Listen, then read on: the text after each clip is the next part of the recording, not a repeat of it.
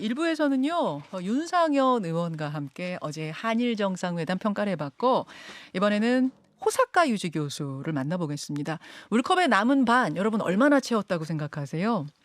우선 12년 동안 끊어졌던 셔틀 외교가 복원됐다는 점, 요거 의미가 있습니다. 다만, 지난번 방일 당시에 우리 측은 통 큰 결단이다 이러면서 많은 걸 양보했는데 일본으로부터 성의 있는 호응 조치가 별로 없었거든요. 그래서 이번 답방의 기대가 컸던 겁니다. 그 당시는 일본이 지방선거를 코앞에 두고 있었기 때문에 뭐 성의 있는 호응 조치를 하기가 그 국내 여건상 좀 어려웠다면 이번에는 뭔가를 잔뜩 가져오지 않겠는가 기대를 했던 거죠. 그런 상황 속에서 어제 한일 정상회담은 어떻게 보시는지 세종대 호사카 유지 교수 어서 예, 오십시오. 안녕하십니까. 우선 일본 반응이 어떤지 궁금해요. 일본 쪽에서는 아직은 사실 보도가 좀 많은데요. 음. 네, 그러나 오히려 약간 우파 쪽에서는 좀 너무 사과를 한 거 아니냐, 오히려. 그러니까, 일본 우파 예, 쪽에서는 우파 쪽에서는 개인적으로 가슴 개인적으로 아프다 한 정도도 이야기, 너무했다? 예, 그런 거 왜 어. 기시다가 할 필요가 있냐. 지금 그렇게 예, 나오고 예, 있어요? 그런 이야기도 나오고 있고요. 우리는 지금 개인적으로는 뭐하러 붙였냐 지금 이런 예, 입장인데 그리고 개인적인 이야기라고 해도요. 예. 거기에 더 주어가 없었거든요. 주어도 한국 없었어요. 사람에 대해서라든가 그런 말이 없었고 예. 사실 그러니까 우리가 보면 상당히 미흡한 예. 내용이었고요. 그렇죠. 네. 그랬는데도 일본 예, 우파는 예. 그런 "기시다 왜 식으로. 저래?" 좀 이런 예, 분위기예요. 예. 자 그렇군요. 자, 그러면 호사카 유지 교수가 보시기에 어제 정상회담에 대한 총평부터 먼저 해 주시죠. 먼저 일본이 왜 이렇게 음. 일본 총리가 사실은 G7 회의가 끝난 이후에 하는 것이 아니냐. 예. 그러한 이야기가 많았는데 왜 갑자기 왔냐. 열을 앞두고 G7 열을 앞두고 그렇죠. 서둘러서. 예, 그러니까 이것은 G7을 위해서 뭔가 하기 위해서 왔다. 음. 그렇게 볼 수밖에 없고, 그렇죠.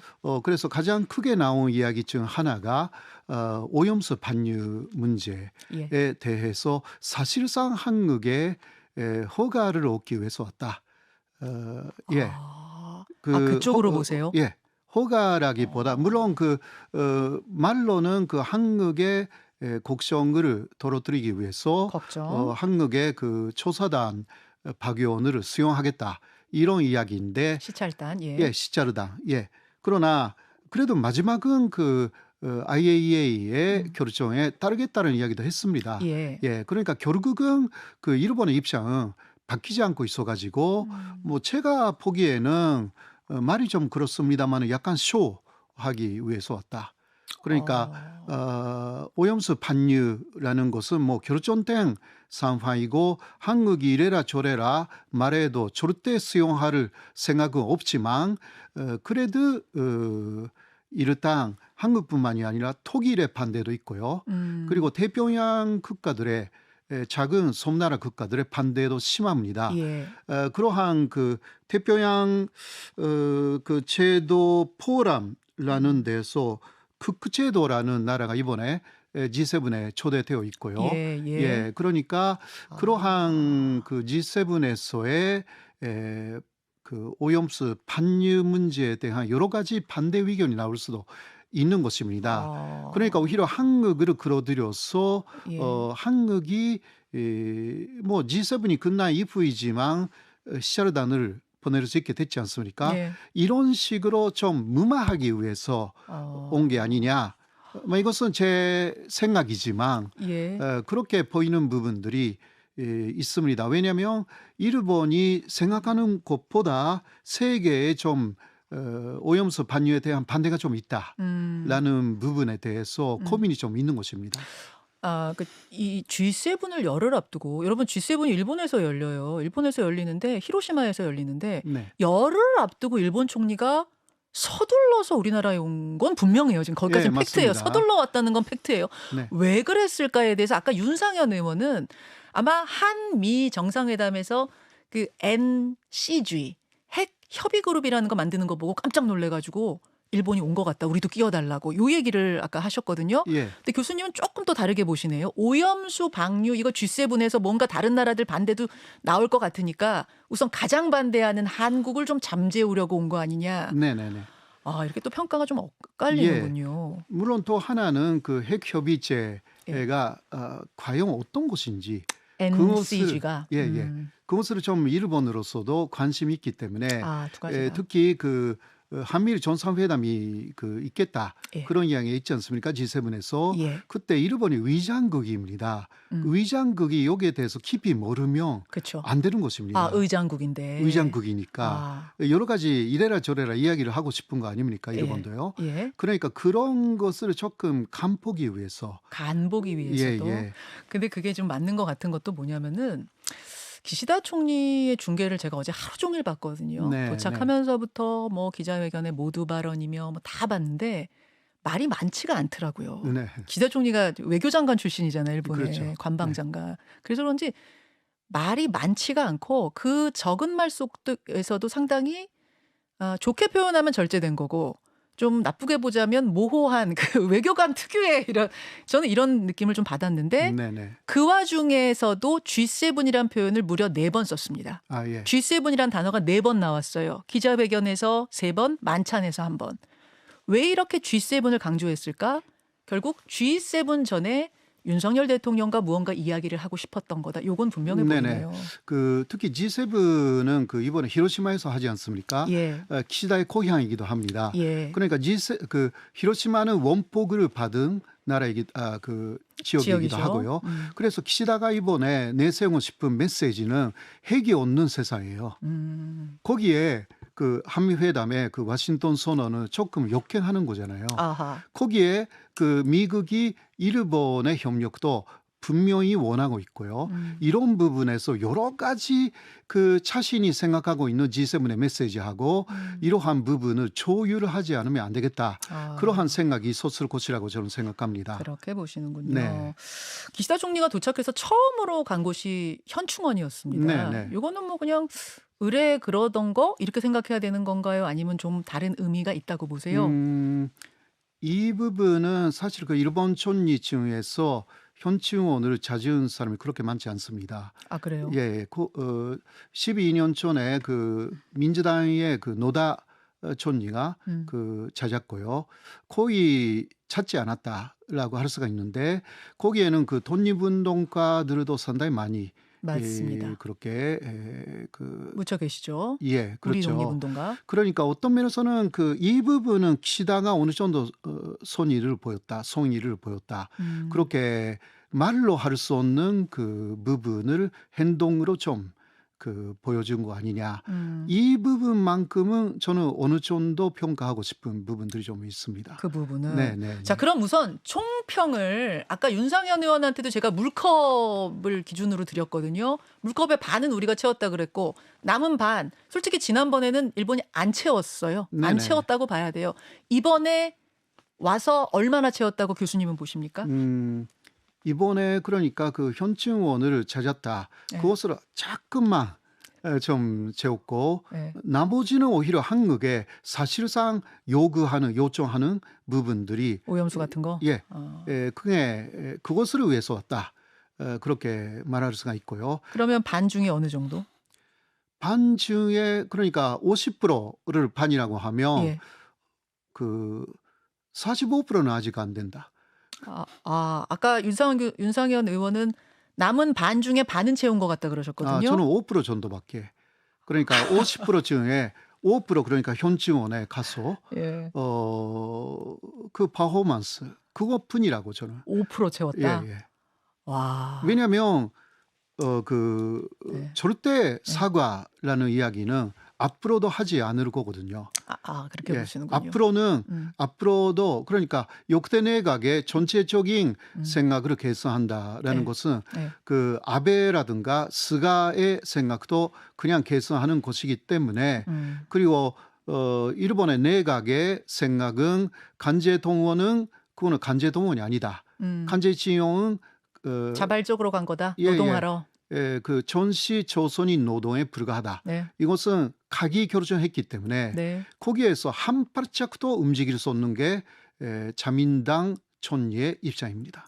이번에 개인적으로 가슴 아프다라고 해놓고도 지금 우파들한테 또 공격받고 있기 때문에 이 이상은 더 이상 안 나올 거라고 보세요. 가슴 아프다. 그게 한국 사람에 대한 입장이다라는 것은 이쪽에 SBS 기자가 해석해 주는 거거든요. 자, 그거 한번 듣고 올까요? 질의응답 네, 시간에 네, 네. 우리 기자 중에 이제 한 명이 질문한 것에 네. 대한 답변이에요. 잠깐 그쵸. 듣겠습니다. 私自身当時 저도 厳しい環境の下で 어려운 환경 속에서 일을 하게 된 많은 분들이 そして悲しい思いをされたことに 슬픈 경험을 하신 데 대해서 가슴 아프게 생각합니다. 자, 여기까지거든요. 네네. 사실 그 일본에서는요, 단시 그 한국인뿐만이 아니라 일본인도 똑같은 입장이었다. 이렇게 주장합니다.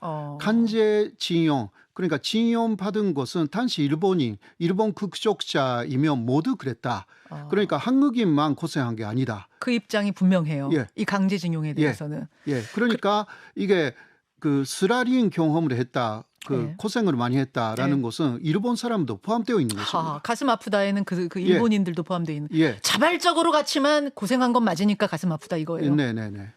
그러면은 사실은 제3자 변제 이 방식이요. 일단은 우리 기업만 참여했는데 언젠간 일본 기업도 들어올 거라는 게 우리의 기대였는데 네, 이번에 아무 말 없었거든요. 네. 앞으로도 없을 거라고. 예, 앞으로도 그러니까 일본 기업이 거기에 들어간다고 하면요, 예. 사실상 그 대법원의 판결을 인정한 셈이 됩니다. 예, 우리 이게 대법원. 제3자 변제라는 것은요, 네. 민법상 일본도 한국도 마찬가지고 예. 당사자의 합의가 필요합니다. 예. 당사자는 우리는 피해자만 생각하는데 그렇죠. 그 당사자는 전범 기업이에요.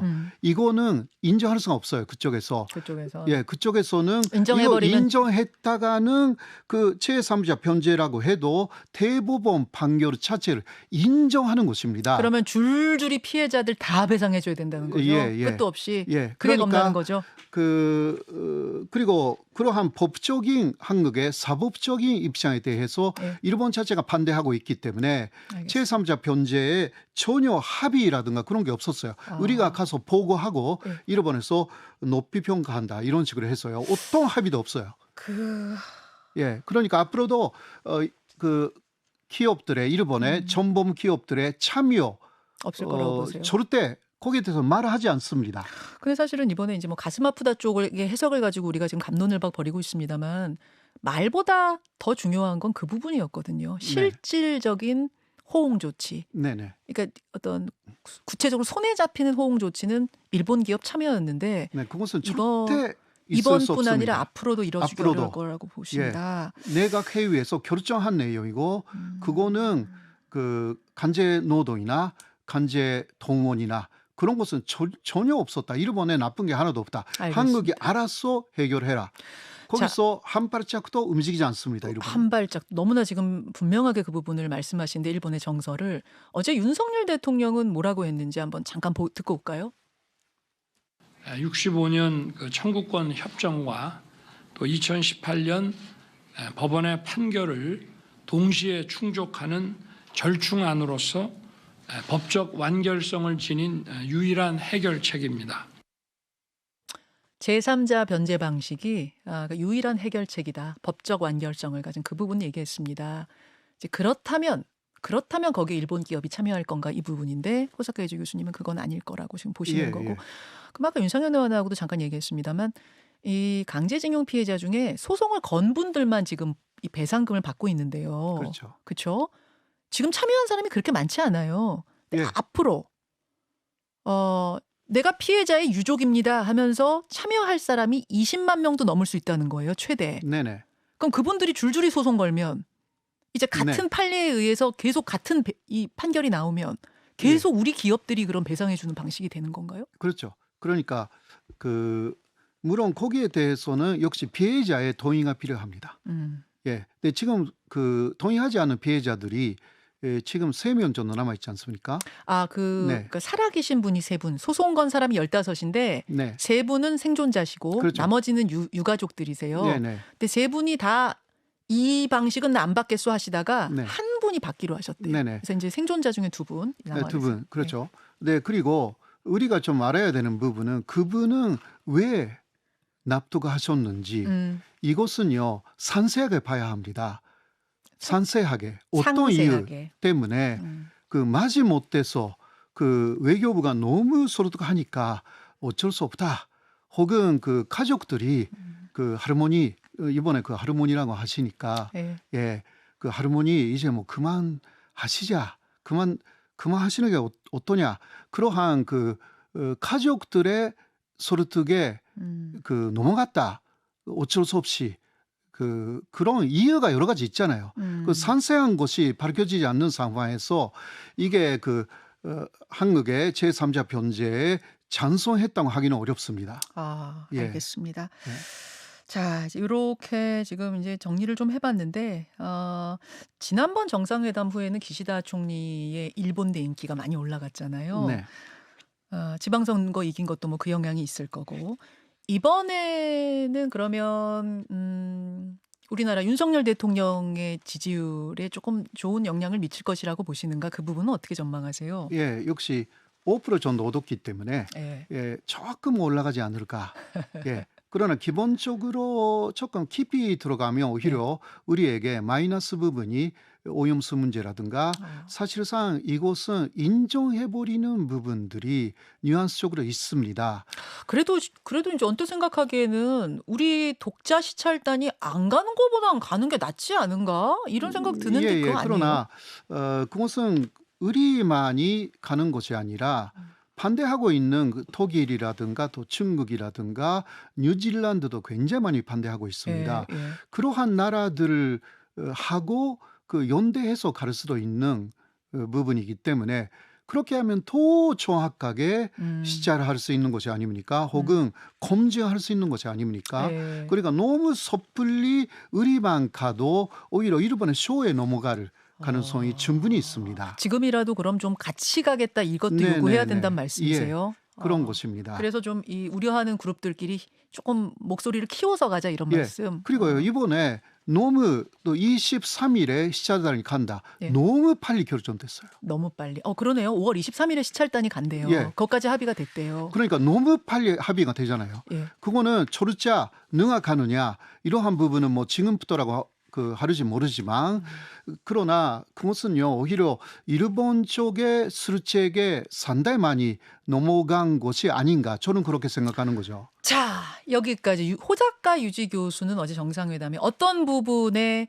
이 방점을 찍고 보셨는지 시각을 한번 들어봤습니다. 호사카 유지 교수님 오늘 여기까지 말씀드릴게요. 고맙습니다. 고맙습니다. 김현정의 뉴스쇼는 시청자 여러분의 참여를 기다립니다.